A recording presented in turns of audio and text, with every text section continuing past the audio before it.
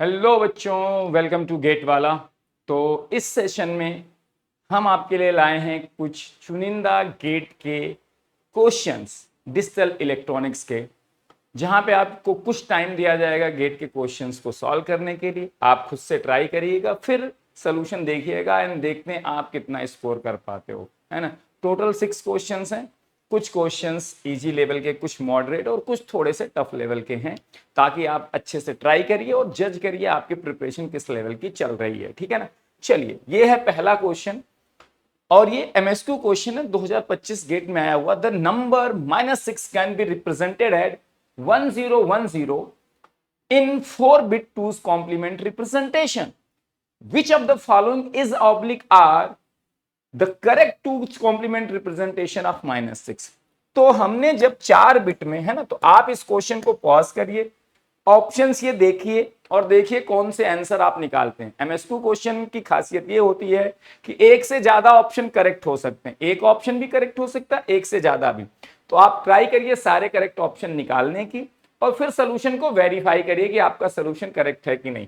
-6 को इन्होंने 4 बिट में लिखा, जब 4 बिट के 2's कॉम्प्लीमेंट रिप्रेजेंटेशन में, तो 1010 आया। बहुत बढ़िया।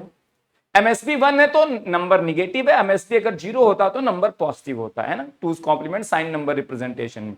एक और प्रॉपर्टी होती है 2's complement sign number representation में, एमएसबी को हम कितनी बार भी लेफ्ट में कॉपी करते रहे, 1 बार 2 बार 3 बार, n number of times, MSB bit को कितनी बार भी एमएसबी के लेफ्ट में कॉपी करते रहे, नंबर नहीं बदलता है। तो अब हमें देखना है ऐसा नंबर जिसके 4 बिट लास्ट के तो 1010 होंगे, और यही 1 लेफ्ट में कितनी बार भी कॉपी कर दो, 2 बार 3 बार 4 बार, वही नंबर -6 को फिर से रिप्रेजेंट करेगा। तो 8 बिट में देखिए 1010 तो आ गया -6। अब इस 1 को मैं कॉपी कर सकता हूं जितनी बार भी। तो अगर मैं 4 बार इस 1 को कॉपी करता हूं तो यहां 4 बार 1 होता, तब जाके ये -6 होता, इसलिए ये गलत ऑप्शन है। इन्होंने 1000 कर दिया है। देखो यहां 4 बिट 1010 है, यही -6 है। अब इसको 8 बिट में करने के लिए क्या किया, इस एमएसबी को 4 बार कॉपी कर दिया, ये बिल्कुल सही रिप्रेजेंटेशन है। इस 1 को एक बार यहां पे, फिर है ना 2 बार, फिर 3 बार, फिर 4 बार, है ना। एमएसबी को कितनी बार भी कॉपी करो। यहां देखो 1010 तो है ही, लेकिन यहां पे 0 कॉपी हो गया है, 1 को कॉपी करना है, n number of times copy करो। तो 16 बिट में लिखने के लिए 4 बिट तो ये है ही, इस 1 को 12 बार यहां लेफ्ट में कॉपी करना था, लेकिन नहीं किया गया है, तो ये भी गलत है। यहां पे देखो 1010 है, एमएसबी 1 को 12 बार लेफ्ट में कॉपी कर दिया, 4 4 8 4 12, और number as it is same रहा, 16 बिट में आ गया -6। तो option B and D are the correct option. अब आपने क्या ऑप्शन निकाला वो आपको देखना पड़ेगा, व्हाट आंसर यू आर, है ना, एबल टू फाइंड, है ना। तो देखिए दोनों सही आंसर निकालते तब आपको पूरे नंबर्स मिलते, आप केवल बी आंसर निकालते या केवल डी तो आपको पूरे नंबर नहीं मिलते। अब अगले क्वेश्चन पे बढ़ते हैं। Consider a system that uses 5 bits for representing signed integer in 2's complement format. 2's complement signed number representation is very important for your GATE examination. In this system, 2 integers a and b are represented as a is this, b is this. Which one of the following operation will result in either arithmetic overflow and arithmetic underflow? तो देखो 5 bit हमने लिया, 5 bit का representation हम कर रहे हैं, ठीक है ना, बहुत बढ़िया। अगर आपके पास 5 बिट है और आपको 2's complement sign number representation में रिप्रेजेंटेशन करना है नंबर्स का, तो आप किस रेंज के नंबर्स को रिप्रेजेंट कर सकते हो, है ना। Range of the numbers that can be represented in 2's complement sign number representation using 5 bit. कैसे होता है, 2 की पावर n-1, अगर आपके पास n बिट का रिप्रेजेंटेशन है तो पावर में n-1 होता है, 2 की पावर 5-1 माइनस ऑफ, है ना, ये लोवेस्ट में सबसे निगेटिव नंबर और हाईएस्ट में सबसे पॉजिटिव नंबर होता है 2 की पावर n-1 -1। मतलब आप माइनस ऑफ 2 की पावर 4 दैट इज -16 से लेके 2 की पावर 4-1 +15, मतलब आप -16 से लेके +15 तक के नंबर्स रिप्रेजेंट कर पाओगे 5 बिट के रिप्रेजेंटेशन में। और जब दो नंबर आप लेते हो 5 बिट का ए और बी, तो उनपे कोई भी ऑपरेशन अरिथमेटिक ऑपरेशन करोगे तो आपके पास रिजल्ट के लिए भी 5 ही बिट है। तो जब भी रिजल्ट इस रेंज से बाहर जाएगा तो ओवरफ्लो हो जाएगा, क्योंकि रिजल्ट के लिए आपके पास 5 बिट है, ए और बी 5 बिट के हैं, है ना। तो जब ए और बी को ऑपरेट करके कोई अरिथमेटिक ऑपरेशन करोगे तो रिजल्ट रिप्रेजेंट करने के लिए आपके पास 5 बिट है। अगर रिजल्ट की वैल्यू इस रेंज से बाहर होगी तो 5 बिट में उसको रिप्रेजेंट ही नहीं कर पाओगे, और नहीं कर पाओगे तो ओवरफ्लो हो जाएगा। चलो करते हैं, पहले ए और बी की वैल्यू निकाल लेते हैं। एमएसबी बेटा क्या है, एमएसबी 0 है तो नंबर पॉजिटिव है, बाकी 1010 से मैग्नीट्यूड है 1010 मतलब 10 डेसिमल का, आप कन्वर्ट कर सकते हो। नंबर बी क्या है, निगेटिव नंबर है, क्यों, क्योंकि एमएसबी क्या है भाई साहब 1 है। इसको कैसे पता करते हैं, एमएसबी का टोटल वेट निगेटिव दे दो, बाकियों का total weight as it is positive रखो, नंबर आ जाएगा। ये 2 की पावर 4 है, 2 की पावर 3, 2 की पावर 2, 2 की पावर 1, 2 की पावर 0, 2 की पावर 4 इज 16, उसको -16 कर देंगे। -16 into 1 is -16 plus 8 into 1 8 plus 4 into 0 0 plus 2 into 1 2 plus 1 into 0 0, है ना, 1 इंटू 0 0, तो ये आ गया बेटा -6, डेसिमल में निकाल लिया करो। अब चलो आते हैं, a प्लस बी करोगे तो 10 - 6, 10 प्लस -6 इज क्या आ जाएगा बेटा, 4 आ जाएगा। ओवरफ्लो हुआ नहीं सर, क्योंकि 4 को तो रिप्रेजेंट कर सकते हो 5 बिट के रिप्रेजेंटेशन में, तो जो रिजल्ट आया उसको बड़े आसानी से 10 - 6 4 रिप्रेजेंट कर सकते हो। a माइनस बी 10 -6 कितना आ जाएगा बेटा, ये 16, 16 प्लस 16 को रिप्रेजेंट नहीं कर सकते, -16 को कर सकते हो लोवेस्ट में, हाईएस्ट में अप टू +15 तक, तो यहां ओवरफ्लो हो जाएगा, ऑप्शन बी ओवरफ्लो को रिप्रेजेंट करे। बी माइनस ए, -6 - 10 इज -16, -16 को आप कर सकते हो बेटा, तो यहां भी ओवरफ्लो नहीं हुआ। +16 नहीं कर सकते, -16 कर सकते। 2 into B, B is -6, 2 into B is -12, -12 को भी कर सकते हो, तो यहां भी ओवरफ्लो नहीं हुआ। तो केवल एक ऑप्शन सही है बी, जहां पे ओवरफ्लो हो रहा है, बाकी केसेस में ओवरफ्लो नहीं हो रहा है। नेक्स्ट क्वेश्चन पे बढ़ते हैं। Which of the following Boolean algebraic equations is oblique are correct, यहां पे भी एक ऑप्शन करेक्ट हो सकता है, एक से ज्यादा, तो आपको सारे ऑप्शन वेरीफाई करने पड़ेंगे बच्चा लोग। चलिए वेरीफाई करते हैं यार। ए बार बी सी ए, इसका ये एक देखो कैनोनिकल फॉर्म में एसओपी फॉर्मेट है, ये पहला टर्म है, ये दूसरा, ये तीसरा, ये चौथा, ये पांचवा, है ना, और इसका रिजल्ट कह रहा है ये आ रहा है। चलो हम सीधे के मैप से सॉल्व करेंगे। ये क्या है, 0 1 1 टर्म 3 है, ये 1 0 0 टर्म 4 है, ये 0 0 0 टर्म 0 है, ये 1 0 1 टर्म 5 है, ये 1 1 1 टर्म 7 है, तो 0 3 4 5 7 एक के मैप बनाते हैं, तुरंत सॉल्व करते हैं बेटा, के मैप से जल्दी हो जाता है। आप थियरम भी लगा सकते हो, लेकिन जब ज्यादा टर्म होते हैं ना तो थियरम लगाने में टाइम ज्यादा जाता है। 2-3 टर्म हो तो थियरम लगा सकते हो यार, थियरम डायरेक्टली दिख जा रही हो, कॉमन इजीली दिख जा रहा हो तो लगा लो भैया। हमने यहाँ ए बार ले लिया, यहाँ ए ले लिया, बी बार सी बार, बी बार सी, बी सी बार। अब चलो भैया, ये होता है 0 1 2 3 4 5 6 7, तो टर्म 0 के लिए 1 है, यस सर, 1 2 नहीं आया, 3 के लिए 1 है, यस सर, 4 के लिए 1 है, यस सर, 5 के लिए 1 है, यस सर, 6 के लिए 1 नहीं है, 7 के लिए 1 है, ये आ गए बेटा। अब चलिए ग्रुपिंग बनाते जाइए बेटा, ग्रुपिंग बनाते जाइए। इस 1 के पास ले दे के यही पेयर ऑप्शन है, बना लिया, है ना। इस 1 के पास भी देखोगे यही पेयर ऑप्शन है, इसने बना लिया। इस 1 के पास कोई और पेयर ऑप्शन नहीं, इसके पास 2 पेयर ऑप्शन है, ये भी बना सकता है, ये भी। तो इस के मैप के एक तरह से 2 सोल्यूशन है। पहले इन दोनों ग्रुप्स को लिख लेते हैं। इस ग्रुप की वैल्यू है बी बार सी बार, इस ग्रुप की वैल्यू है बी सी, तो ये दोनों तो आएंगे आएंगे। यहां भी B C plus B bar C bar आया है। अगर मैं ये ग्रुप बनाऊंगा तो क्या आएगा, ए बी बार आएगा, और ये ग्रुप बनाऊंगा तो ए सी आएगा। तो ये सोल्यूशन गलत है, क्योंकि यहां ए बार बी बार बचा है, तो आएगा या तो ये वाला ग्रुप बनाऊंगा, अगर मैं डॉट डॉट डॉट ये ग्रुप बना लो, है ना, तो ए बी बार आ जाएगा एक सोल्यूशन, या अगर इस 1 को कवर करने के लिए ये ग्रुप बना लिया तो क्या आ जाएगा, ए यहां से आ जाएगा सी। तो बेटा ए बार बी बार तो कहीं से आ ही नहीं रहा, ए बार बी बार आने के लिए यहां 1 होना चाहिए, 0 1, टर्म 1 तो यहां आया ही नहीं है बेटा। टर्म 1 कहीं देखो आया है सर, नहीं आया है ना। ए बार बी बार सी होना चाहिए था, आया ही नहीं। ये अगर ग्रुप बनता तो ए बार यहां से बी बार आता, तो ये भाई साहब गलत ऑप्शन है, नहीं है। चलो कभी कई बार जब 3 टर्म होते हैं और रिड्यूस होकर 2 टर्म आ जाए तो चांसेस होते हैं रिडंडेंसी थ्योरम लगने के। चलो देखते हैं, रिडंडेंसी थ्योरम लगने के लिए एक वेरिएबल ऐसा कम से कम होना चाहिए जो दोनों फॉर्मेट में हो। यहां पे वेरिएबल ए दोनों फॉर्मेट में है, उसको मार्क कर लो। अब ए के अलावा यहां बचा बी, और ए बार के अलावा यहां बचा सी। अगर इन दोनों का प्रोडक्ट यहां पे आया हो बचे हुए का, बी और सी का, एग्जैक्टली बी और सी का प्रोडक्ट आ गया, तो ये क्या हो जाता है, रिडंडेंट। और रिडंडेंट को हटाने से कोई फर्क नहीं पड़ता, रिडंडेंट को हटा दोगे तो आउटपुट बचेगा A B plus A bar C, A B plus A bar C बचा है, करेक्ट है ऑप्शन।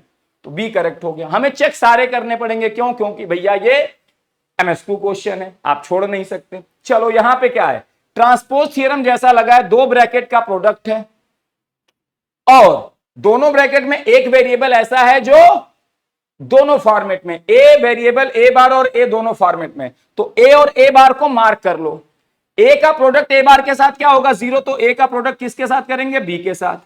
ए बार का ए के साथ 0 होगा तो ए बार का किसके साथ करेंगे? सी के साथ। यही होता है ट्रांसपोज थ्योरम, है ना। एक वेरिएबल दोनों फॉर्मेट में हो, दो अलग अलग ब्रैकेट में, तो ए का ए बार के साथ 0, उसका क्रॉस प्रोडक्ट दूसरे वाले के साथ करेंगे, ए बार का ए के साथ क्रॉस प्रोडक्ट दूसरे, तो आएगा ए इंटू बी और ए बार इंटू सी। बिल्कुल सही आया है, ये भी सही ऑप्शन है।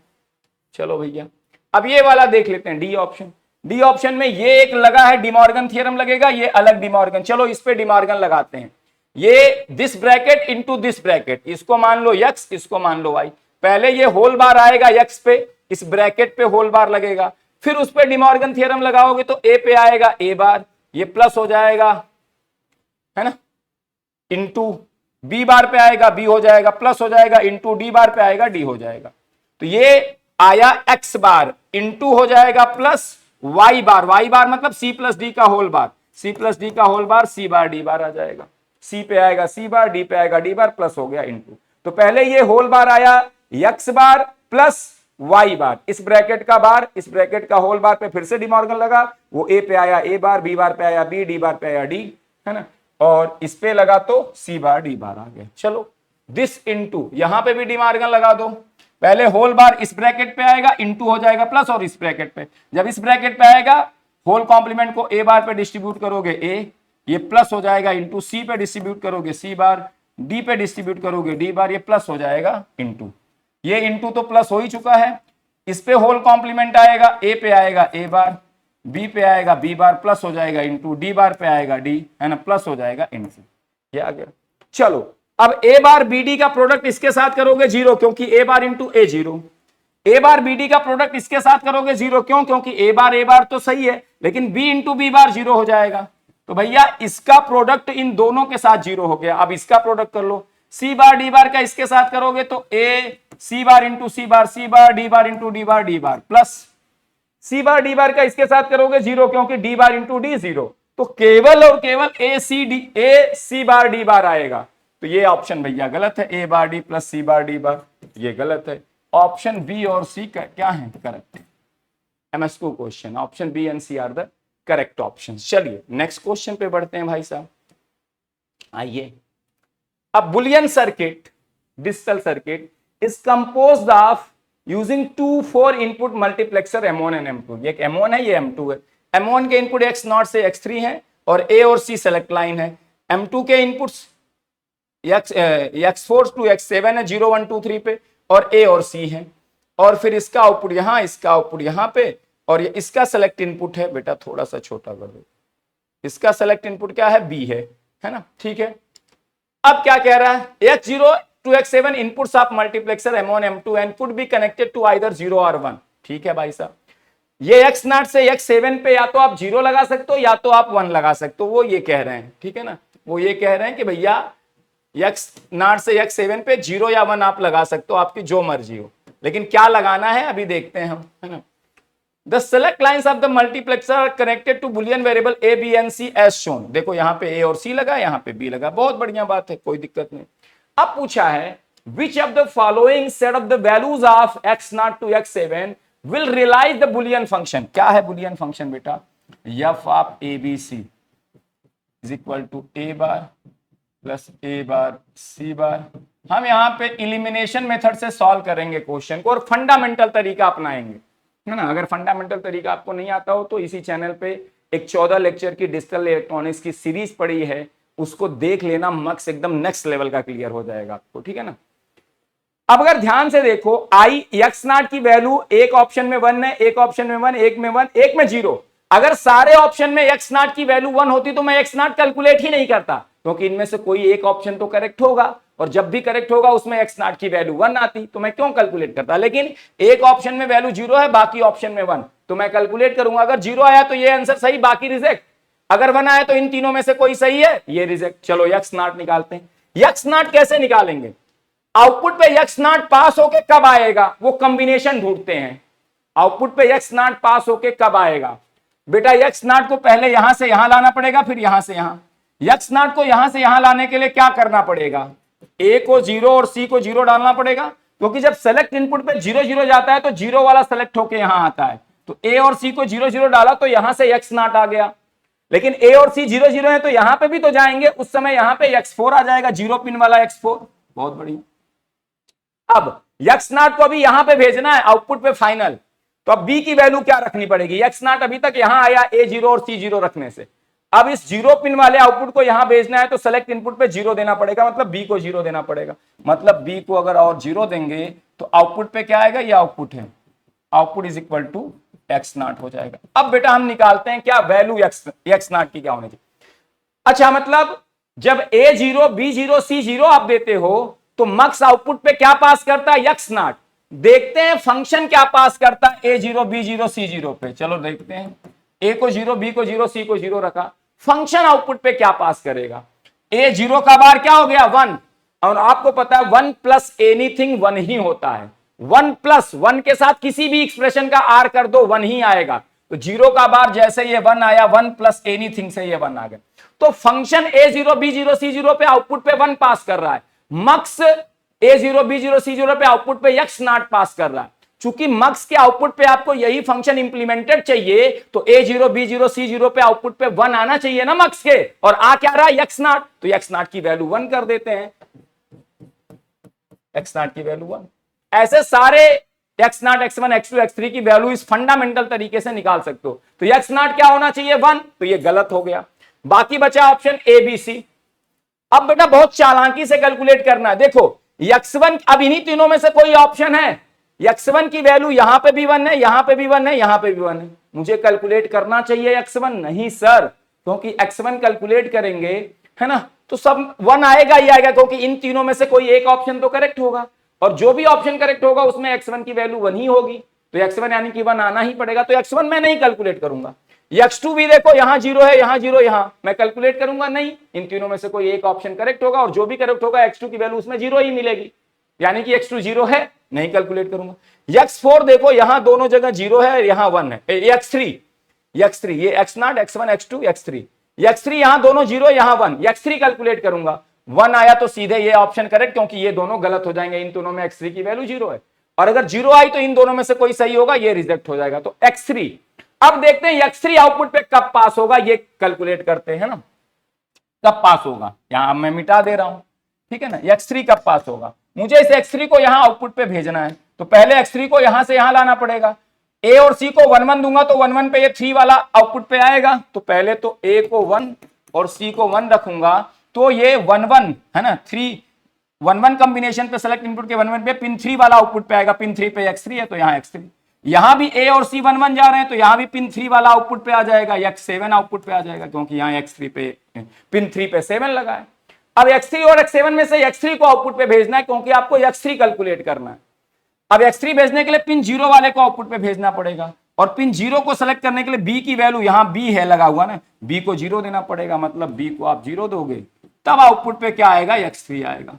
चलो भैया a1 c1 और b0, तो अब हम देखते हैं a1 b0 है और c1 है, पे फंक्शन आउटपुट पे क्या पास करेगा, मक्स तो a1 b0 और c1 पे आउटपुट पे x3 पास कर रहा है, देखते हैं क्या पास करता है। a को 1 रखोगे 1 का बार 0 0 हो जाएगा, a को 1 1 का बार 0 इंटू c बार 0 हो जाएगा, तो ये 0 प्लस 0 प्लस यहां 1 रखो 1, b0 का बार 1 c1 1 इंटू 1 इंटू 1 1 आ गया, एंड 1 0 प्लस 1 1 आ गया।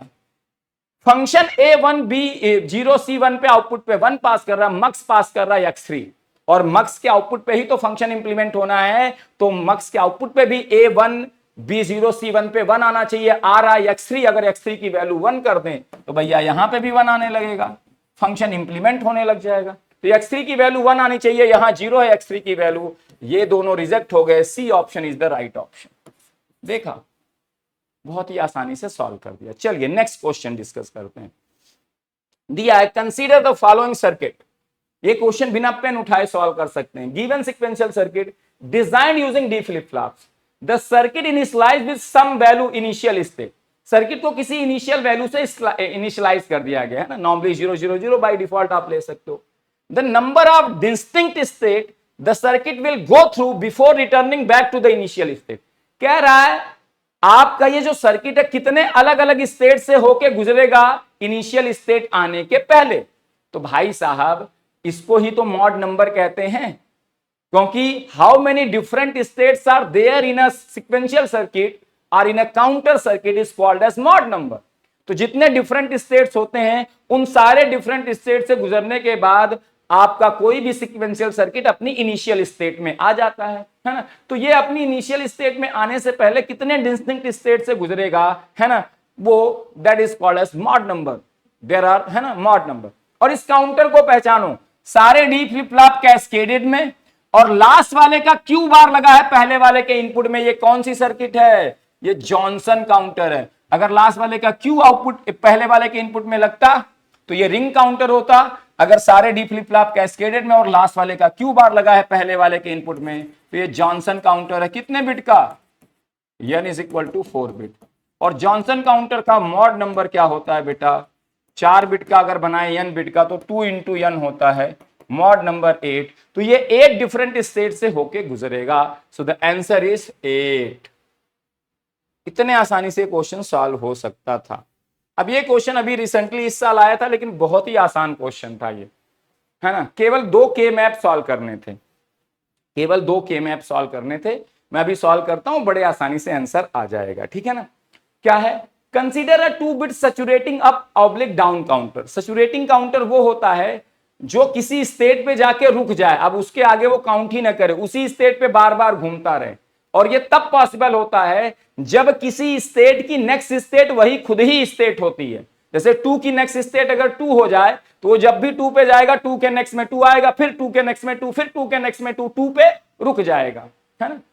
कोई भी स्टेट, है ना, अगर किसी स्टेट की नेक्स्ट स्टेट सेम स्टेट कर दी जाए तो उस स्टेट पे पहुंचने के बाद काउंटर सैचुरेट कर जाता है, कहीं और नहीं जाता, उसी स्टेट पे रुक जाता है। उसी को कहते हैं सैचुरेटिंग काउंटर, है ना। तो ये सैचुरेटिंग अप एंड डाउन काउंटर बनाया गया है ना। P की वैल्यू जब 0 है तो ये सैचुरेटिंग अप काउंटर है। कैसे? 0 0 पे है तो स्टेट 0 1 में, 0 1 पे है तो अगली 1 0, 1 0 पे तो अगली 1 1, और 1 1 पे जाके सैचुरेट कर जा रहा है, क्योंकि 1 1 की नेक्स्ट स्टेट 1 1 है। अप काउंटिंग मोड में कर रहा है, 0 से 1, 1 से 2, 2 से 3, और 3 पे जाके 3 पे रुक जा रहा है, क्योंकि 3 की नेक्स्ट स्टेट 3 बन जा रही है। बहुत बढ़िया। जब P की वैल्यू 1 है तो ये सैचुरेटिंग डाउन काउंटर है, और डाउन मोड में ये 0 पे सैचुरेट कर रहा है। देखो 3 से ये 1 0 रह गया, है ना, 3 से 2 जा रहा है, 2 से 1 जा रहा है, 1 से 0 जा रहा है, और 0 पे पहुंचने के बाद डाउन मोड में 0 से 0 पे सैचुरेट कर जा रहा है। बहुत बढ़िया। इसको डी फ्लिप फ्लॉप से बनाना है, और डी फ्लिप फ्लॉप में आपको पता होता है एक्साइटेशन D1 और D0 क्या होते हैं, जो, है ना, 2 फ्लिप फ्लॉप लगेंगे, Q1 Q0, 2 flip flop, D1 D0 उसके इनपुट होंगे। तो एक्साइटेशन D1 क्या होता है? जो नेक्स्ट स्टेट Q1 प्लस चाहिए वही एक्साइटेशन D1 है। तो एक तरह से कहा जाए तो यही D1 है बेटा, और जो Q0 प्लस आपको चाहिए वही प्रेजेंट इनपुट D0 होना चाहिए, क्योंकि जो प्रेजेंट इनपुट होता है वही ट्रिगर के बाद नेक्स्ट आउटपुट बन जाता है। किसमें? डी फ्लिप फ्लॉप में। तो Q1 Q plus D input हो जाता है ना। एक्साइटेशन D अगर किसी डी फ्लिप फ्लॉप का पता करना है तो जो आपको नेक्स्ट स्टेट चाहिए वही डी फ्लिप फ्लॉप का इनपुट हो जाता है ना। तो Q plus is become D, है ना, बिकम्स D। तो यही है भैया। तो अब कुछ करना ही नहीं है। देखो अब ये देखो, ये D1 क्या होगा, किसका फंक्शन होगा? प्रेजेंट आउटपुट हमेशा प्रेजेंट इनपुट D1 की तरह यूज हो सकता है। प्रेजेंट आउटपुट कोई भी Q1 Q0 प्रेजेंट इनपुट में D1 की तरह यूज हो सकता है। और ये तो एक्सटर्नल इनपुट है, क्योंकि इसी के कंट्रोल के हिसाब से आपको नेक्स्ट स्टेट में अप या डाउन मोड में काउंटिंग करनी है। तो इसका भी फंक्शन होगा प्रेजेंट इनपुट। तो present input D1 is function of P Q1 Q0, present input D0 is function of P Q1 Q0।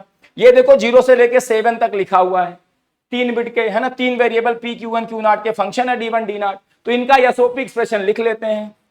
D1 क्या होगा बेटा, है ना, देखो यहां से 0 से लेके 7 तक है। टर्म 0 के लिए 0, टर्म 1 2 3 के लिए 1, टर्म 1 2 3 के लिए 1, एंड टर्म 7 के लिए फिर 1, टर्म 7 के लिए 1। This D1 is function of P Q1 and Q0। यही तो ऑर्डर है, ठीक है। D0 is function of P Q1 Q0 is going to be, है ना, टर्म 0 के लिए 1, टर्म 1 के लिए 0, 2 एंड 3 के लिए 1, 4 5 के लिए 0, 6 के लिए 1, 7 के लिए 0। चलिए 2 के मैप हम सॉल्व कर लेते हैं यहाँ पे और यहीं पे आंसर वेरीफाई कर लेंगे। 2 के मैप, एक D1 के लिए एक D0 के लिए, यही बनाते हैं, यही सॉल्व करके आंसर निकाल देंगे, एक D1 के लिए एक D0 के लिए। ठीक है,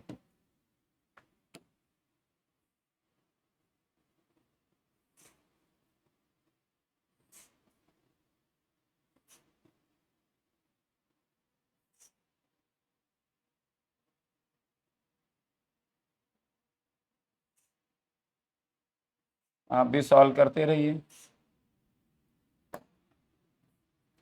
फंक्शन कितना किसका था, P Q1 Q0, MSB P को यहां रखते हैं, P बार Q1 बार Q0 बार Q1 बार Q0 Q1 Q0 Q1 Q0 बार, है ना।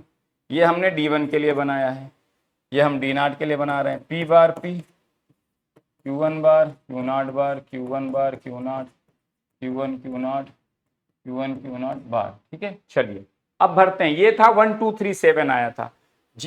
MSB को यहां लेते हैं तो हॉरिजॉन्टल नंबरिंग आती है, 0 1 2 3 4 5 6 7, 0 1 2 3, है ना, 4 5 6 7, 7 के लिए 1 है, ये आ गया। इसके लिए था 0 2 3 6 आई गेस, है ना, 0 2 3 6, यस। 0 के लिए 1, 2 के लिए 1, 3 के लिए 1, 4 5 6 के लिए 1। चलिए अब ग्रुपिंग बनाते हैं बेटा। इस 1 के पास ले दे के यही ऑप्शन है पेयरिंग का, इस 1 के पास ले दे के यही ऑप्शन है पेयरिंग का, ये बना लिया। और इस 1 के पास भी ले दे के यही ऑप्शन है पेयरिंग का भाई साहब, अरे सॉरी, ले दे के यही ऑप्शन है पेयरिंग का, है ना, ये वाला।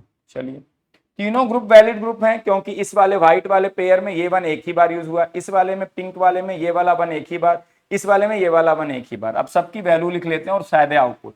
इस व्हाइट वाले ग्रुप की वैल्यू P बार और यहां से क्या Q0, P बार Q0 प्लस इस वाले ग्रुप की वैल्यू P बार और यहां से क्या Q1, P बार Q1 प्लस इस वाले की Q1 Q0 तो D1 की वैल्यू P बार Q0 और P बार Q1 है, तो यहाँ P बार Q1 तो आया नहीं, गलत। P बार Q1 P बार Q0 Q1 Q0 यहाँ मैच कर रहा है D1, यहाँ पे P बार Q1 बार आ गया, P बार Q1 है P बार Q0 है, तो ये गलत हो गया। P Q1 बार आ गया, P बार Q1 P बार Q0 और Q1 Q0 है, तो ये भी गलत। आपको एक तरह से D0 कैलकुलेट करने की जरूरत ही नहीं है, D1 की वैल्यू केवल B ऑप्शन में मैच कर रही है, बाकी ACD में तो मैच ही नहीं कर रही, आंसर ही गलत है। चलो फिर भी निकाल लेते हैं। इस 1 के पास ले दे के यही पेयर ऑप्शन है, बहुत बढ़िया, इसने बना लिया। इस 1 के पास भी ले दे के यही पेयर ऑप्शन है, बना लिया। और इस 1 के पास भी ले दे के यही ऑप्शन है पेयर, ये बना लिया। सारे पेयर वैलिड हैं। इस वाले फोल्डिंग में ये 1 एक ही बार यूज हुआ, इस वाले में ये 1 एक ही बार, इस वाले में ये। चलो लिखते हैं, इस फोल्डिंग वाले की वैल्यू यहां से P बार और यहां से Q0 बार, P बार Q0 बार प्लस इस वाले पेयर की वैल्यू P बार यहां से और यहां से Q1, P बार Q1 प्लस इस वाले की वैल्यू Q1 Q0 बार, ये आएगी बेटा। इस ऑप्शन में देखो P बार Q0 बार, P बार Q1 Q0 बार, देखो एकदम परफेक्टली मैच कर रहा ऑप्शन भी। तो इस क्वेश्चन में सीधे सीधे आपको टेबल ओबल कुछ नहीं बनाना था, यही D1 यही D0 था, सीधे इन 3 वेरिएबल का फंक्शन है। एक तरह से 2 के मैप सॉल्व करने को आपको दिए गए थे, अगर आपकी अंडरस्टैंडिंग अच्छी है काउंटर की।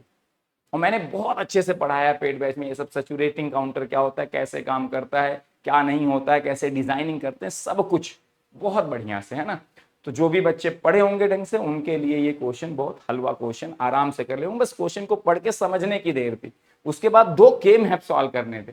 कोई आपसे कहे भैया एक ये y1 है एक y0, इन 3 वेरिएबल का फंक्शन है, सॉल्व कर दीजिए, आप तुरंत सॉल्व कर देते, बस वही समझने की देर थी। तो उसके लिए इसीलिए सिक्वेंशियल को अच्छे से पढ़े रहा होगा जो, वो बढ़िया से इस क्वेश्चन को कर दिया होगा, है ना। तो भाई साहब इस तरह ये जो सीरीज हम लोग लेके आए हैं, ये चेक करने के लिए कि जो जो सब्जेक्ट आपकी कंप्लीट होते जा रहे हैं, जो आप अच्छे से पढ़ते जा रहे हो, आप जज करिए कि आप टाइमली क्वेश्चन को देख के, पढ़ के, समझ के प्रॉपरली सॉल्व कर पा रहे हो कि नहीं। यही सीरीज का एम है। अच्छे से पढ़ते रहिए, कॉन्सेप्ट को फंडामेंटली अप्लाई करने की कोशिश करिए, क्वेश्चन को ध्यान से जरूर पढ़िए, क्योंकि वो क्वेश्चन बहुत कुछ इंफॉर्मेशन आप ध्यान से पढ़ेंगे तो अपने आप ही दे देता है, फिर आपको क्वेश्चन सॉल्व करना आसान हो जाता है। चलिए तो फिर मिलेंगे किसी और सेशन में इसी तरह के किसी वीडियो के साथ, जहां पे हम आपको कुछ गाइड कर रहे होंगे, कुछ क्वेश्चन सॉल्व करा रहे होंगे और आपकी तैयारी में कुछ कंट्रीब्यूट कर रहे होंगे। Thank you so much everyone, bye bye, take care.